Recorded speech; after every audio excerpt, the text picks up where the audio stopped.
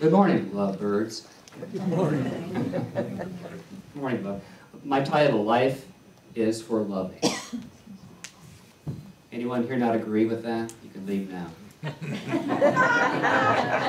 Just get out. Isn't that lovely?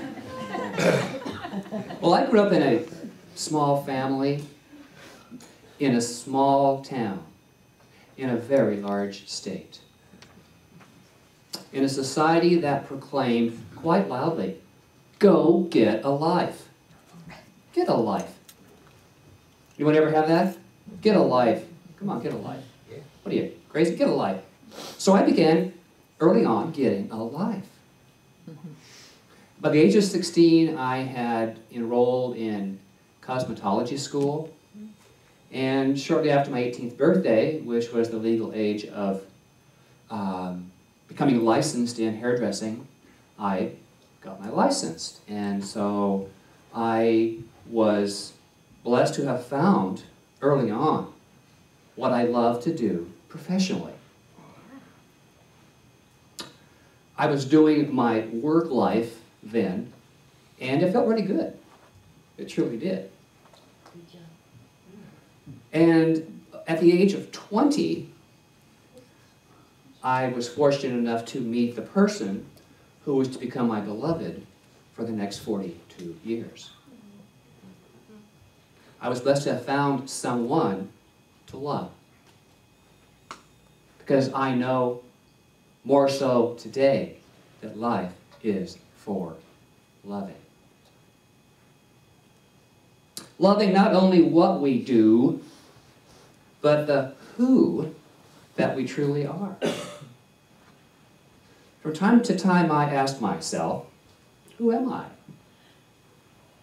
You ever do that? Who am I? Who am I? Is what I'm doing what I love? Is what I'm doing what I really and truly love?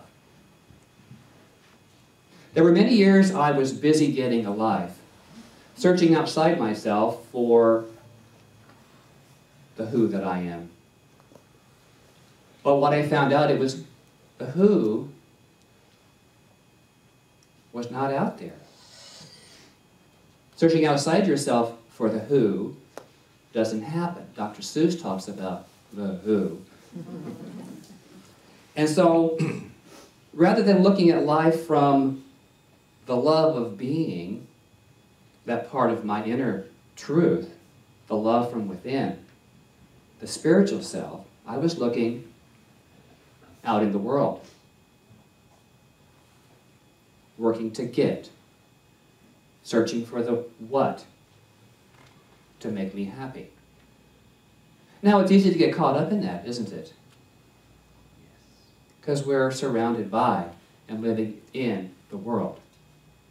But we get caught up in that. We get caught up in that.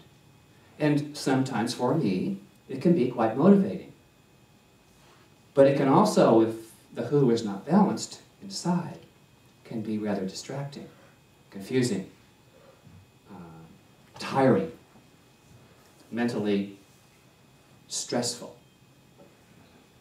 Well, in the science of mind, which is what we teach here, the founder, Dr. Ernest Holmes, writes in the textbook, and the textbook is a compilation of all the spiritual truths based on many universal principles of the many great teachers and metaphysicians in the history of spirituality. That's why I love this book so much. It brings together so many same concepts, but spoken by different people of great wisdom. And these truths are not just theirs, but they're our truths as well, because they resonate with us when we hear them, when we read them. There's a universal presence. God is love. All of life comes out of the one Spirit. Now, whether you believe it's God in the chair, in the cloud, that's okay too. Whatever works for you. This teaching, we believe that it is within us. And so every idea that comes in and through us is from this God principle. But they're all reminders of our spiritual magnificence, that we were born into this life to be this creative, loving, joyful presence, and to share that presence in the world with all that we meet.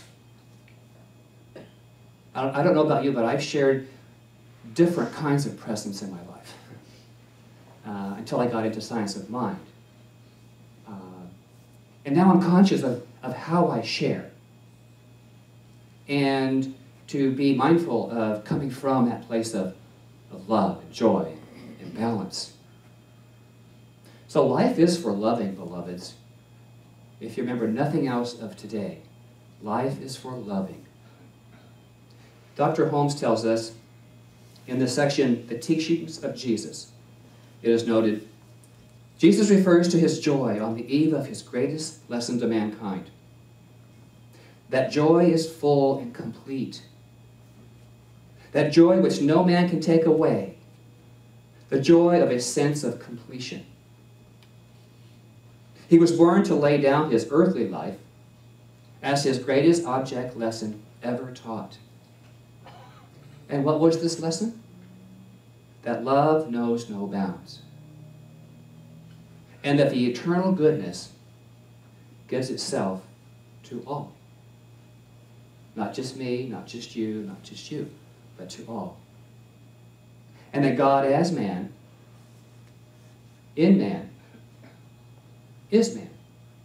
Now, man used then, back in the time, was mankind, humankind. So do we realize that we are unique, loving, magnificent beings? Do you realize that? Well, we are, because we're born this way. We're born this way. We are born magnificent spiritual opportunities. Not that we have to go out and proselyte, but just by our very being, there's a presence we show up with that people feel.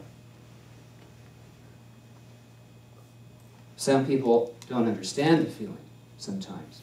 But I know with myself, when I began to change within, I didn't see anything different in the mirror, looking back at me. The people I would meet say, something different about you. What's going on? There's a presence that we have. And the more in touch we are with that presence, and today it's love, the more we show up as love, the more people feel the love. We're created out of Spirit's desire to express itself. Nothing else. Nothing else. Nothing we have to go and be. We already are this expression. From the moment the divine spark was lit, we are it. That very first essence of our conception, there was this energy that was created that continues on through our lifetime, and I would dare say beyond. Because my question is, where does the energy come from to create life? And then where does it go? It has to be some form of evolutionary process for us to move through life. Else there wouldn't be that spark of conception. There is something, some life-givingness that we come equipped with, this divine energy. People try to make it so woo-woo. I did. It's really quite simple. We were lit in the beginning with this energy, with this divine spark, and we're it. And this spark is a divine urge. This urge to move through. In the textbook,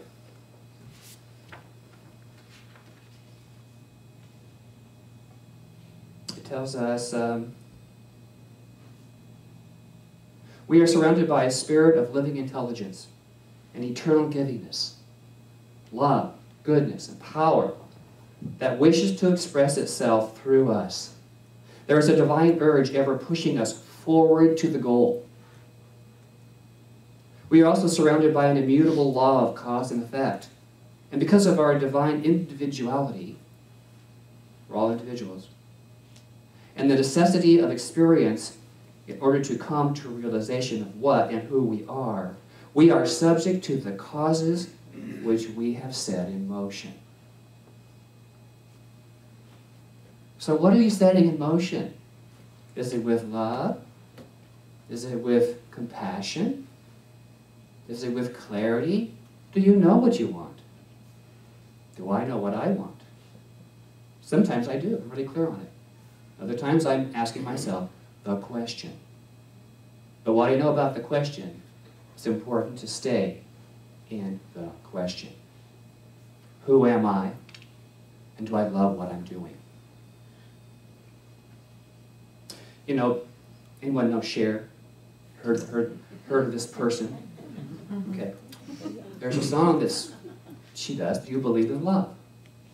Do you believe in love after love after love? And that's basically the words to the song. Because love begets love. It's ongoing. You wonder why it's so popular?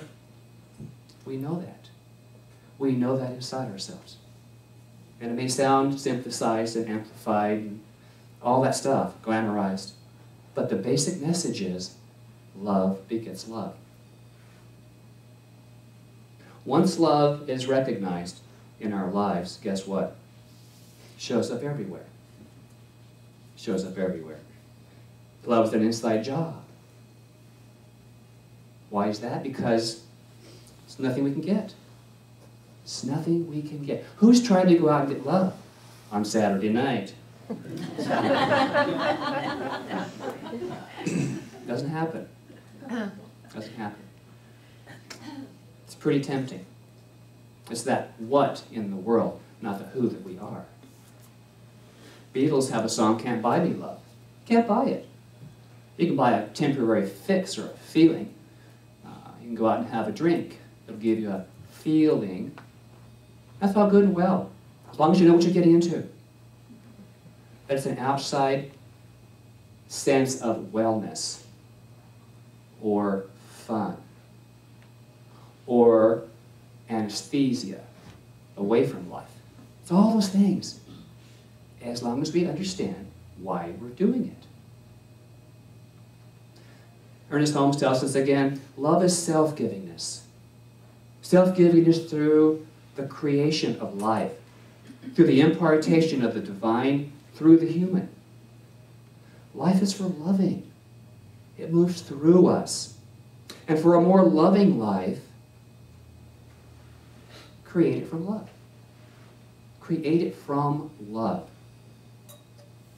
This month, in addition to the textbook, I am referencing Reverend Louis' book titled Love and Compassion. You know, he lived each moment of every day in love with his life. I only knew him for 42 years, but every day, every day, it was from love. And his book has 31 days of spiritual mind treatments. And this, to me, is a living example of his commitment to his spiritual unfoldment. And we each have a different way. This is not the only way. This was Louis' way. Each of us has and is now creating our spiritual lineage. And it's Spirit's urge to express itself through us as this lineage. There's something we do. There's something we are pulled, not pushed so much, but that we're pulled towards. And when we follow that, when we listen to that, that's when we are living, as Joseph Campbell says, in our bliss. when we're on our own pathway.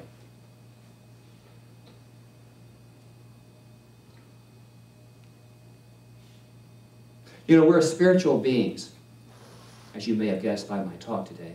That's what I believe.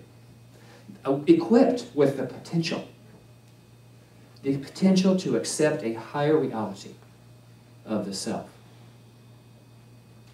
And that's higher than the physical image, personal self. It's the larger self that we are. And it's through our perception of who we really are. So if we're perceiving ourselves to be this, and we're really this, we keep ourselves limited. We keep ourselves small. That's okay. Just be aware of it. You know, one of the basic foundation ideas in our teaching is awareness is curative. So if you're aware of something in a more clear sense, then we have a more conscious opportunity to make some changes or create some new ideas for ourselves. And so, how might we begin to accept a higher reality of who we are? Well, there are two pieces I offer today. Only two. I couldn't think of 3 or 4, so two it is. Two it is, you know. The first is trust. Trust is the basis for our spiritual understanding. Because when we trust, we open to something. We open to something. Something greater. And therefore, we tend to dismiss anything that doesn't work anymore. When we trust ourselves, we're called to something greater. And many times, all the old garbage, we go, I don't want that anymore. It doesn't work anymore. The limiting ideas we might have had, they rise up in our consciousness. And so when we trust, we allow the opportunity for who we really are to rise up and be felt and seen in a greater way. Did you ever notice, I've noticed in myself, when I say, oh, I would like to have a change, or I would like to have this or that some of those pop-ups in my mind say, no, you don't. Why would you want that? No one knows just that.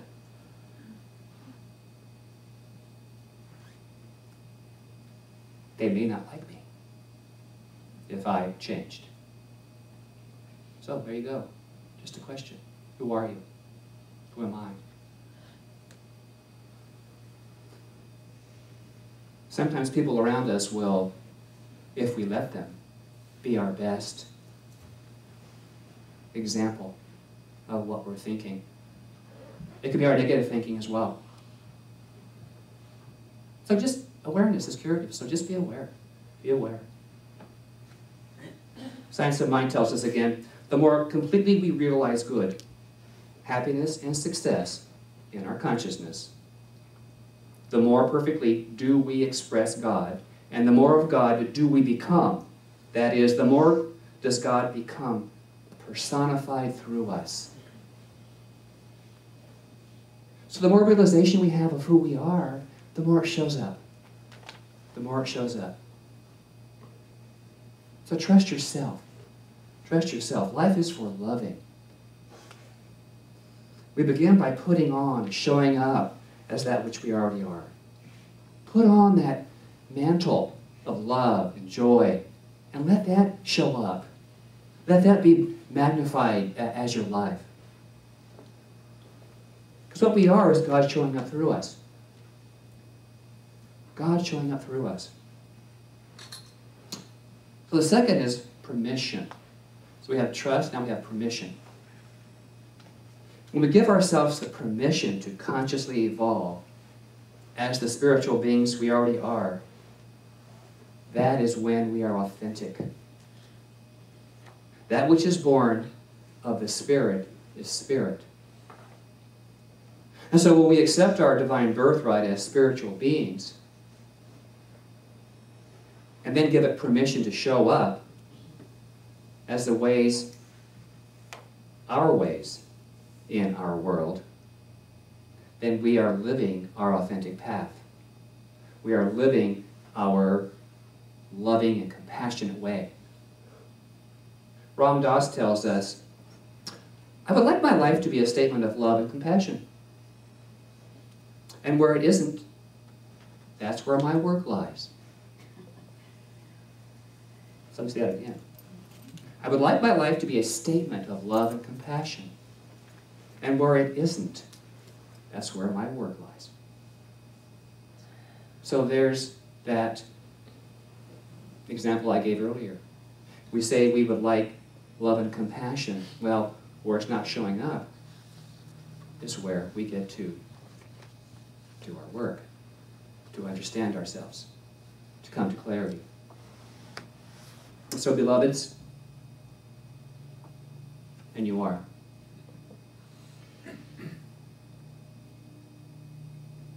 I'd like to acknowledge my family here from Sacramento. Let go of the old ways of doing and get in touch with the you of who you are.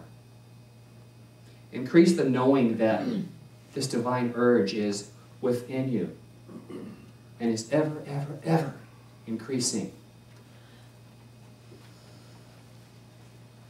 So I close today with,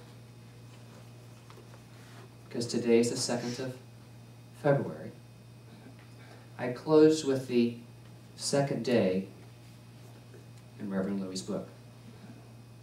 So if you'd like to close your eyes, this will be a closing treatment. And the quote is from Dr. Ernest Holmes. So we must try to see and sense that always back of the appearance, perfection is. It's entitled, I See My Perfection. The magnificence of the universe forever expresses. I usher my awareness to this cosmic center, filled with the intelligence of all that has been created in God's image and likeness. Spirit, its radiant glory, empowers me with the value of conscious choice. In the connection to this supreme power, I resonate toward its energy. With keen curiosity and mental expansion, my life is a charmed reflection of my innermost thoughts. The occasion of serving God pleasures me as I commune in my personal spiritual sanctuary. Revealing perfection and truth allows all those I attract in consciousness to journey in sacred light. The picture is expansive, expressive, and forever. For all I have and all that is forthcoming, I validate with assurance and confidence. The Universal One is my perfection revealed. Benevolent and beautiful, I declare I am consciously conscious. With wonderment and receptivity, I give thanks for the bounty of good. In the ceremony of today, now is perfection, and tomorrow in a grand manner of formation. I receive, I release, and I let it be so. Remember, life is for loving, and I love you. And so it is.